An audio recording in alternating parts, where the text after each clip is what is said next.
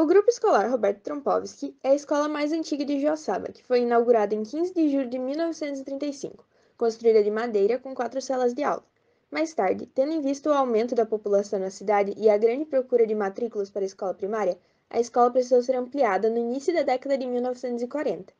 Em 1943, houve o lançamento da pedra fundamental para a construção de um prédio em alvenaria, que teve a presença de líderes estaduais na inauguração.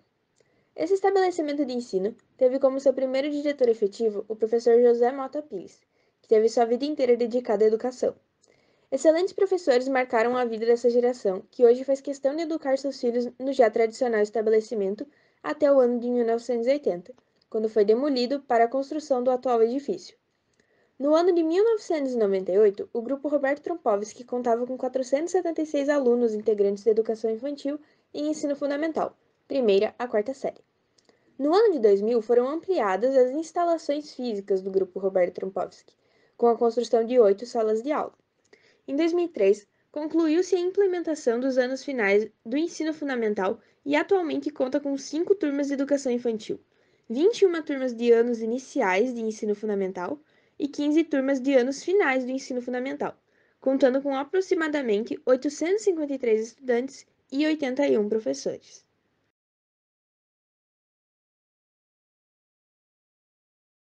Olá, pessoal! Bem-vindos ao nosso quinto episódio do podcast.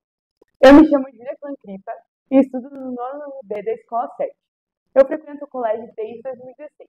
E hoje nós temos um convidado muito especial, que é o professor Eliseu Elias Perus, que já foi meu professor de matemática, atualmente é meu professor de ciências. E aí, professor, como você está? Tudo bem, tranquilo. Que bom! Você nasceu em Joaçaba? Não, eu nasci em Erval do Oeste e fui registrado em Icaré, porque na vila no interior, onde os meus pais moravam, era mais fácil ir a Icaré do que vir a Joaçaba, Erval do Oeste. Então, o meu registro de nascimento, então, na verdade, eu sou icarense. Onde você estudou o seu ensino básico? Da primeira série até a oitava série, né, porque constitui um ensino fundamental, né, baseado no paralelo no que é hoje, né, na Escola Básica Graça Aranha, no interior do Erval do Oeste, em Sete Sarandi, onde a minha família morava, onde nós ainda temos raízes, né, nós temos propriedade. E qual a sua formação superior? Continuando, né, aí o ensino médio eu fiz num colégio interno, né, na Escola Agrotécnica Federal de Concórdia, né, curso técnico em agropecuária, né, e depois, quando eu voltei para casa, fiquei um tempo em casa para tocar as coisas da família, né, porque criação de porcos, criação de gado, criação de aves, né, que nós fazíamos. Então, a minha formação me orientava para isso, né, técnico em agropecuária. Então, durante alguns anos, eu fiquei em casa, e aí surgiu a oportunidade, né, e também a curiosidade de cursar a universidade, né. Por conta disso, aí eu fiz vestibular, a época eu fiz vestibular, ingressei na UnoESC no curso de Ciências do primeiro grau, e, em consequência, habilitava para as aulas de Ciências, Química, Física, né, à época. Eu chamava licenciatura curta. E aí, logo que eu iniciei, já na primeira fase, a escola lá da comunidade, a escola que eu estudei, tinha uma carência de professores, porque como ela fica a mais de 20 quilômetros da cidade, então era difícil o deslocamento, né, e tal, era difícil conseguir professores que permanecessem lá. E a escola tinha um projeto de escola de turno integral. Por conta disso, aí eles me convidaram, eu fui, eu gostei, porque na prática eu trabalhava as disciplinas relacionadas à agropecuária, etc. Era preparação para o trabalho com os alunos, né? Tinha algumas disciplinas nesse sentido. E, claro, para quem é filho de família de classe média baixa, agricultores, né, uma dificuldade enorme em termos de recursos, né? Então, quando veio o primeiro salário, ele vinha atrasado. Naquela época, você não recebia já, quando iniciava a trabalhar, às vezes eu recebia um mês e meio depois, 2 meses, então vinha um acumulado que era muito interessante, né? Então, quer dizer, aquilo despertou, porque era possível conciliar o trabalho de 20 horas, meio período na escola, meio período em casa, continuando a ajudar a organizar as coisas lá nos criatórios que a gente tinha, e à noite ia cursar a faculdade. Então, tinha 3 turnos. Quando o professor começou a trabalhar como professor, o professor teve alguma inspiração que te motivava como pessoa, outros professores, família? A família, especialmente. Bem, o meu pai, quando jovem, né, ele foi seminarista, e nos primeiros anos, depois que ele saiu do seminário, voltou para casa, ele foi professor, né, e ele sempre contava das experiências dele, etc., né? Então, aquilo sempre chamou a atenção. Ele tinha materiais onde nós chafurdávamos, né, para ler, para estudar, para ler, para se divertir, pintar e tal, né? O meu pai também foi professor do Mobral, era um programa de alfabetização que se fazia no interior, enfim, para até reduzir o analfabetismo. E aí ele tinha material e a gente tinha acesso a esse material, era curioso, né? Nós praticávamos, eu e minhas irmãs, um pouco mais jovens, os mais velhos também, e aí, na prática, a gente ia aprendendo com isso, né? Isso chamava a atenção, né? Mas a inspiração mais familiar. E como foi o início da sua carreira como educador? Foi muito difícil? Seu modo de dar aula era muito diferente de como é hoje? Como é? Na prática, é, na faculdade não se aprende muito como dar aulas, né? Você vai adotando estilo próprio também, né? Vai tendo como referência os seus colegas, especialmente aqueles que têm mais tempo de trabalho, etc. Isso acaba te inspirando, te ajudando, né? Mas você vai ter um estilo próprio, né? De fazer isso, né? De ministrar as aulas. As aulas é a coisa mais boa, né? Poder falar de um tema que você domine, conheça, gosta, né? Isso é interessante. Em que ano o professor começou a trabalhar aqui? Aqui em 2003, 2002, não, perdão, 2002 foi quando o professor se efetivou, né? Eu comecei alguns anos antes, eu acho que em 99. Trabalha em algum lugar além do CERT hoje? Sim, eu trabalho na Escola Padre Nóbrega, a Escola Estadual em Cruzeiro. Fazendo algumas pesquisas, a gente descobriu que o professor também foi diretor. Quando foi? Por quanto tempo o professor ficou na diretoria? Na direção da escola aqui durante 4 anos, de 2005 a 2008. Como diretor, o Eliseu era muito bravo, muito sistemático. Como que você era? Eu acho que bravo não, mas sistemático, porque, na minha opinião, né, a direção, coordenação de uma escola, eles trabalham muito, né? Todo mundo precisa trabalhar muito. Basta a gente observar o pessoal hoje também, né? Trabalha e você trabalha bastante o dia todo para dar condições, né? Essa que é a tua função na prática. Você procura sistematizar, facilitar, dar condições para quem está lá na sala de aula, que é a nossa atividade fim, né? Se isso não acontecer, é que está estranho, né? Então, mas bravo acho que não, né? Nunca tive grandes problemas, né? Disciplinares. Sempre que houve necessidade de tratar deles, tinha regimento interno, tinha no que se basear, né? E discutir é próprio, discutir, discordar é absolutamente normal, né? Isso é necessário que aconteça, né? Se alguém só fala e os outros só ouvem, há alguma coisa errada lá, né? E especialmente na nossa profissão, é preciso que a gente converse, discuta, se posicione, às vezes de maneira um pouco mais incisiva, mas é assim que tem que funcionar, né? Senão, um fala e outro cala, não é uma relação. Exatamente. Segundo algumas pesquisas, pesquisas, o professor é um dos professores mais divertidos da escola. E a gente queria saber como que o professor está sempre de bom humor, ou como que o professor às vezes esconde que está de mau humor. Uhum. Não, porque dar aulas é bom, sabe? Porque eu tive a oportunidade de sempre dei aula de geografia, de ensino religioso, de física, de química, enfim, todas essas disciplinas, né? Mas eu sempre gostei dos assuntos que eu trabalhei, né? Então é divertido. E claro, quem está lá para ouvir ou para ouvir a aula precisa ser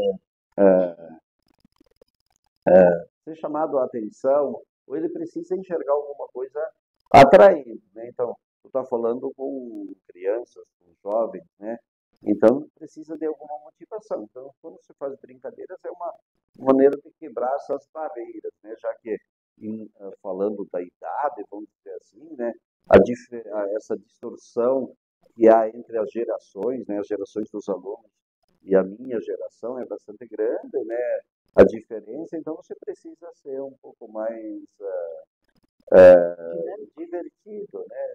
Se for possível ser assim, para que você atinja o seu objetivo. A ideia é que você passe o seu recado, né? Da maneira mais correta possível.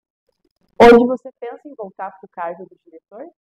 Não, eu também acredito que assim como em qualquer atividade pública temporária, vamos dizer assim, como diretor, enfim, nessas funções, né, um período, né, é suficiente para que você faça o seu trabalho, depois vem os seus colegas, eles fazem a parte deles, né?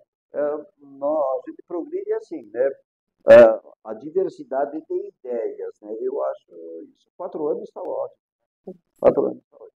Você acha que muita coisa mudou no ambiente escolar, na forma que os alunos são hoje em dia? Até nos professores, você acha que mudou muita coisa? Eu acho que um pouco sim, né? A utilização das tecnologias, né? Elas têm influenciado eu acredito até que no nível de informação que os alunos têm, né? Então, a aula de ciências, né? Ela é para desmistificar algum conhecimento, para complementar algum conhecimento. Então, você não está lá só para prestar uma informação de uma dúvida, né? Você está lá para explicar, para juntar os pontos, né? E eu vejo que os alunos hoje têm menos interesse nisso, porque eles têm a facilidade de pesquisa e obter uma informação fragmentada e para eles é suficiente, né? Então, quer dizer, o modo de dar aulas, você tem uma atenção por um tempo muito menor, isso mudou bastante, né? Dificultou, eu acho que na verdade, né? Prejudicou o nosso trabalho. Então, nós também tivemos que nos adaptar um pouco a isso, né? A dominar um pouco mais as tecnologias, o que não foi ensinado para nós, né? Nós fomos aprender isso na prática, no trabalho, no dia a dia, e além de tudo isso também nós deixamos de ser apenas professores para assumir trabalhos, assumir atividades e responsabilidades que não eram nossas, né? Que nós tínhamos secretaria de escola, tínhamos outros profissionais que faziam isso. Hoje nós prestamos as informações que chegam diretamente em casa em relação às avaliações e tudo mais, né? Quer dizer, então, transferir uma série de responsabilidades para nós. Hoje tudo muda muito rápido, né? Também. O mudar, né? A informação boa não, ela está lá, sólida e etc, né? Mas os interesses, né, enfim, são muito diversos, né, e fluem muito rápido, né? É uma questão de que, para que você consiga acompanhar tudo isso, você precisava estudar muito mais, né? Tá muito mais ligado, e a gente tem uma sobrecarga que dificulta essa preparação, essa organização para dar um salto adiante. Uma das coisas que eu acho mais perceptíveis na aula do professor é a quantidade de conhecimento que o professor tem. E a gente gostaria de saber se você tem alguma dica de memorização e como que o professor aprendeu tanta coisa e lembra ainda. Ah, sim. Especialmente procurando a explicação das coisas, né? Nunca se contentar com uma informação fragmentada, que você não tenha entendido, né? Vai buscar, vai ler, você tem que ter boas fontes de informação, né? Quem não tem boas fontes de informação não consegue selecionar as fontes que sejam seguras, dificilmente vai conseguir se apropriar de conhecimento e tal. E gostar, né? E gostar. O que eu sei são de assuntos que eu gosto, né? Assuntos que têm relação com o meu trabalho, com a minha vida, com o meu gosto, né? Então, provavelmente isso contribua bastante, né? Mas você tem que ser um estudioso a vida toda, né? Que oportunidades você tem?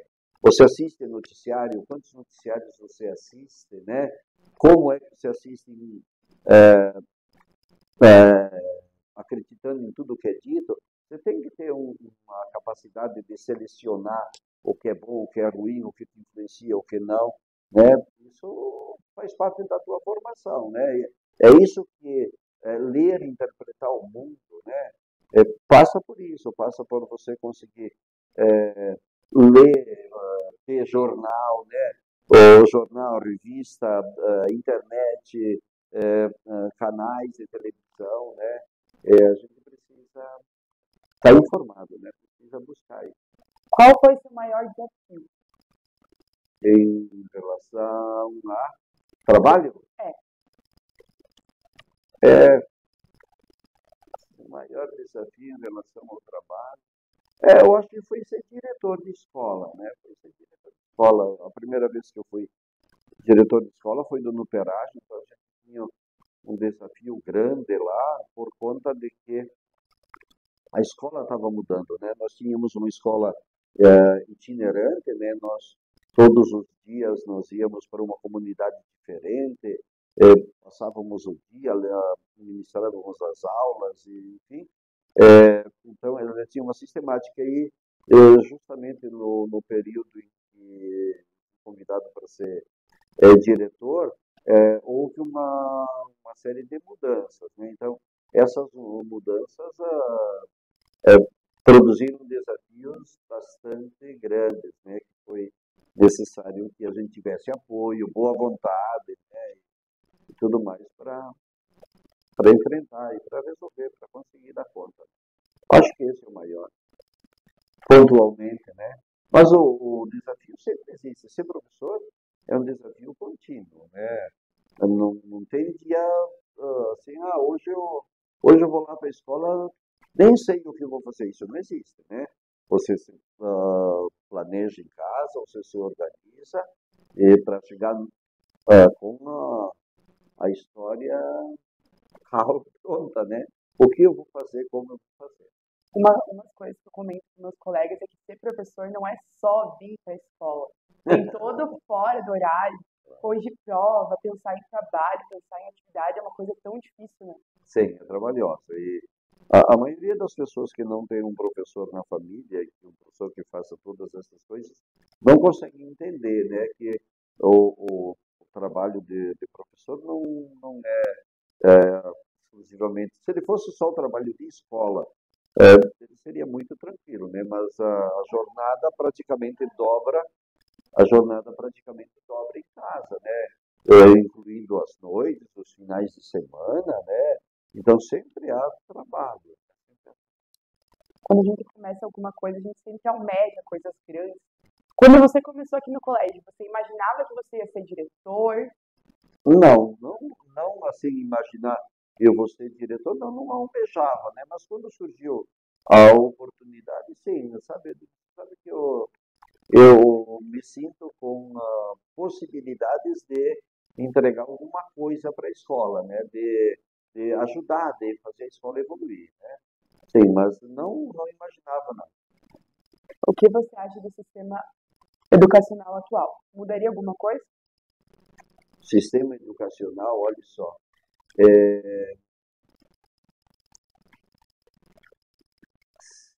mudar alguma coisa, eu acho que o sistema mudou bastante, né? Ah, enfim, ah, e no final das contas, a gente tem o quê? Tem mais benesses, né? E facilidades para os estudantes que não se refletem em aprendizado, né? Então, se eu fosse mudar alguma coisa, estratégias que possibilitassem maior aprendizado dos alunos, né? Eu acho que falta um pouco de pressão aí. Os alunos têm que estudar mais, né? As famílias têm que se envolver mais. Não sei se isso é mudar ou se é fazer o que a escola deveria, né? Porque nós temos o quê, né? A escola pública, de repente, ela fica menos atraente, né? Mas ela é responsável pela formação da maioria da sociedade, né? Então ela precisa ter mais atenção, né? Precisa ter mais atenção. Hoje em dia a gente vê muito uma facilitação comparada aos anos anteriores. E eu penso que talvez possa prejudicar no futuro. Você acha também? Também acho que a cobrança, né, sem exageros, mas a cobrança é necessária. Isso faz, faz as pessoas se envolverem, né, quer dizer, se preocuparem, né. Basta a gente ver nas salas de aula que a gente tem, aqueles estudantes que eles se destacam pelo esforço, mas eles sabem, né? Eles sabem, eles aprendem, eles têm curiosidade, eles vão buscar, eles não se contentam em simplesmente ouvir o professor e fazer aquilo que o professor orienta. Eles são proativos, eles vão em busca, né? A proatividade é importante nesse sentido, ter o gosto por aprender, por saber e tal. Isso é importante. Como professor de ciências, eu acho que talvez em algum momento da vida você já tenha pensado em voltar no tempo, se isso pode acontecer ou não. Se você tivesse essa possibilidade, você voltaria para qual ano e por quê? Não necessariamente para um ano. Um ano eu não vejo isso a um período e tal, né? Mas, de repente, um pouco da nossa ação. Eu acho que os professores perderam um pouco de espaço na sociedade, né? E o que eu muito provavelmente gostaria de ter feito com mais intensidade era provocar os meus colegas para que a gente fosse buscasse mais se associar, preservar o espaço de professor, né, o respeito, né, a valorização dos professores. Isso sim, eu acho que nesse aspecto eu voltaria para intensificar isso, né? Em que tempo não sei precisar, mas que a gente precisaria se associar no sentido de preservar a educação para que ela seja de melhor qualidade, para que ela avance, para que ela tenha recursos, né? Veja só, a nossa escola é uma escola de referência durante tanto tempo e mesmo assim nós ainda somos carentes em uma série de coisas na estrutura, né? Aqui mesmo nesse espaço onde nós estamos, né? Foi resultado de uma luta bastante grande para que a gente pudesse ter uma biblioteca com ambientes, com a estrutura, com obras diversas, né, que possibilitassem o acesso dos estudantes e tudo mais, né? E hoje ela está bastante transformada, né?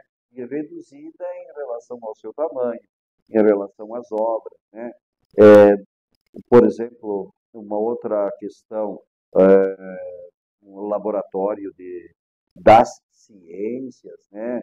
Um espaço exclusivo para a cultura e as artes. Isso eu acho que as escolas precisam ter, né? Se ouve falar em escola de turno integral, mas se ela não tiver estrutura, não vai funcionar também, né? Então, quer dizer, é preciso que se dê essa diversidade, né? Para que a curiosidade, você possa aguçar a curiosidade, mas também possa atender às curiosidades dos estudantes, né?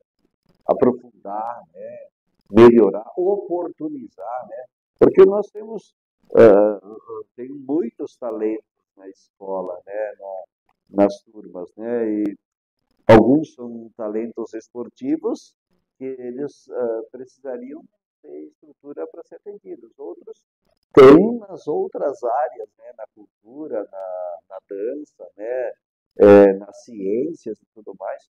Então, se a escola oportunizasse isso, nós estaríamos gerando cidadania, com certeza. Qual a sua maior lembrança da escola? A maior lembrança da escola é quando a escola foi se transformando, ou seja, a escola era estadual, um grupo escolar, né? Tinha até o ensino fundamental 1 e depois o ensino fundamental 2, né? Então, esse período, né, que nós estivemos no início, quando a escola foi municipalizada.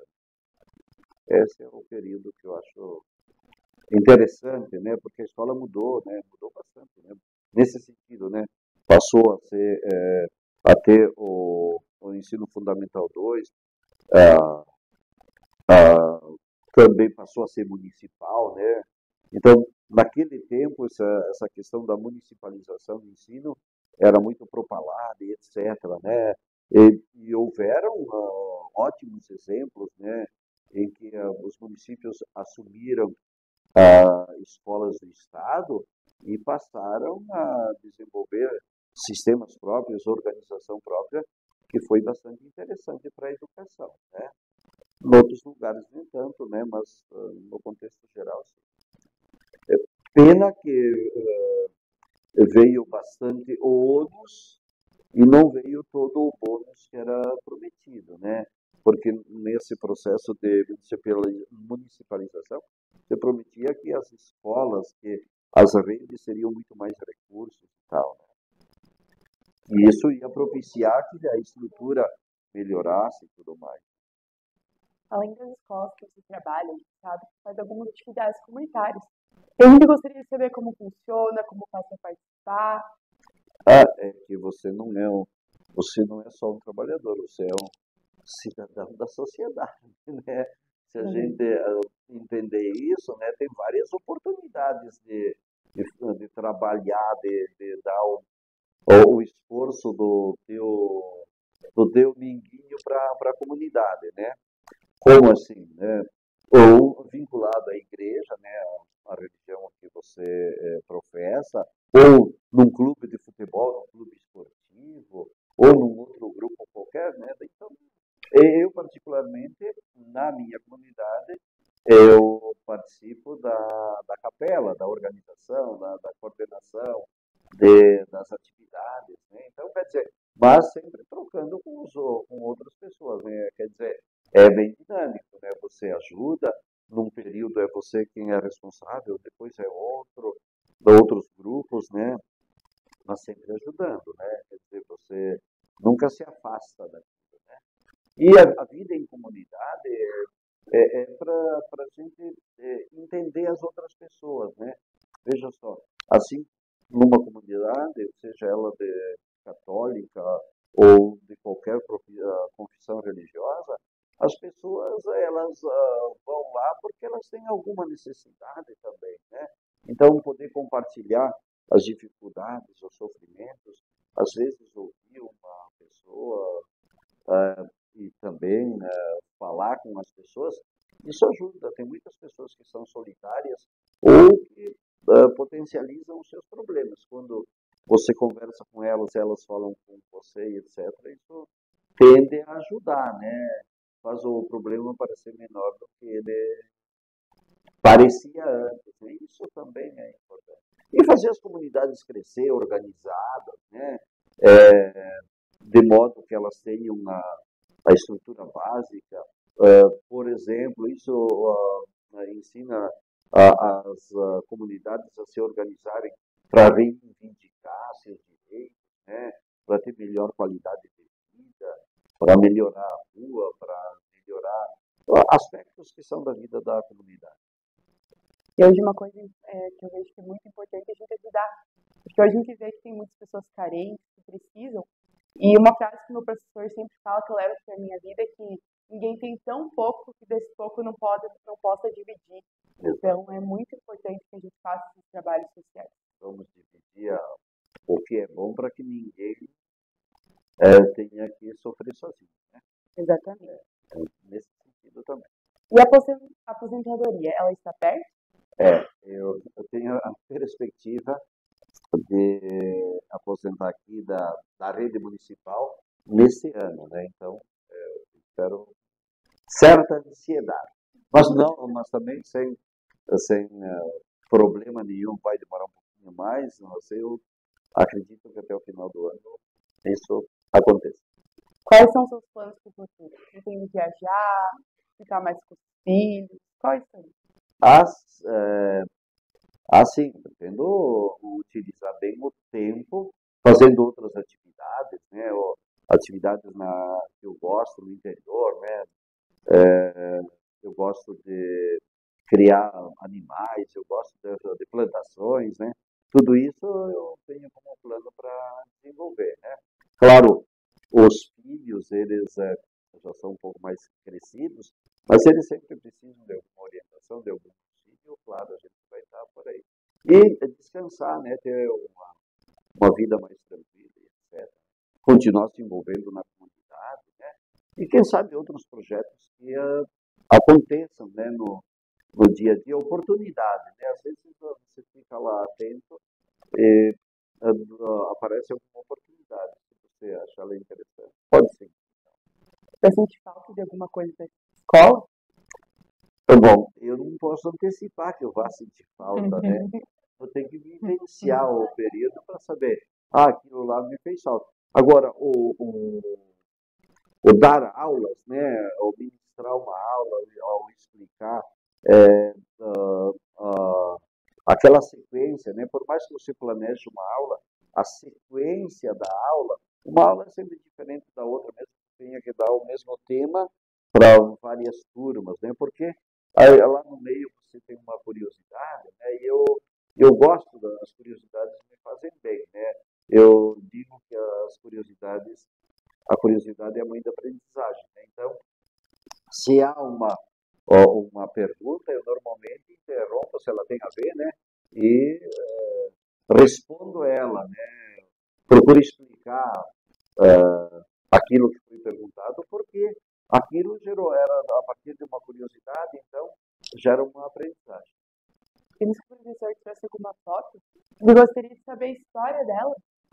Essa foto aqui é a foto aqui da escola, é do período em que eu era diretor. Duas pessoas, foram muitas pessoas, mas essas duas pessoas que estão aqui na foto junto comigo, elas representam muito desse período, né? Porque elas, na prática, abraçaram a mesma ideia, né? A ideia do trabalhar pela escola, de fazer a nossa parte, por aquele período também, sem as paixões de querer permanecer muito tempo, né? Vamos trabalhar no período que foi proposto para nós e fazer o melhor que nós pudermos, entregar tudo o que nós pudermos, tudo o que nós soubermos, né? Por isso aqui a Noeli, hoje as duas aposentadas, né? A Noeli e a Ivanete, né? Ivanete Zarpelon Flâmia e a Noeli Rollerweger, né? Elas ajudaram bastante, porque assim ter inspiração, a gente pode ter bastante, né? Agora, fazer aquilo, uma ideia, se transformar em realidade, você precisa de ajuda, né? E elas estavam sempre dispostas a fazer isso. Agora a gente vai fazer uma dinâmica de uma palavra. Eu vou falar uma palavra para o professor e você tem que responder com uma só palavra a definição dessa palavra que eu vou falar. Qual? Ser professor. Desafiador. Ser estudante. Necessário. Lembrança. Boas. Motivação. Fazer mais, né? Fazer mais. Certo. Importante na minha vida. Nossa, imagina. Eu vou ter passado aqui dentro bem mais de 20 anos, né? Isso não é qualquer coisa, né? Mais de 20 anos na sua vida foi importante, com certeza, para contribuir para a convivência, né? No trabalho, né? Claro, certo que foi muito importante. E eu gostaria de agradecer ao professor pela participação. Muito obrigada por ter topado, por responder. Espero que tenham gostado da nossa entrevista, do É, nosso bate-papo. sei. Claro que eu sei, eu também queria agradecer o convite. A Gabriela vinha dizendo já há algum tempo que para ir me preparando, sabe? Mas, claro, depois, quando eu assisti, eu vi, é, muito provavelmente muitas coisas ficaram para trás que agora nesse momento não foram ditas, né? Mas foi importante, foi bom. É bom falar sobre as coisas que a gente viveu, que a gente. Obrigada a você por assistir mais um episódio do nosso podcast. Convido a vocês a assistir os episódios anteriores. Ah, ficou uma curiosidade sobre o que é o CERT? Procura lá. Se inscreva no canal, curte, comenta e nos acompanhe nos próximos episódios.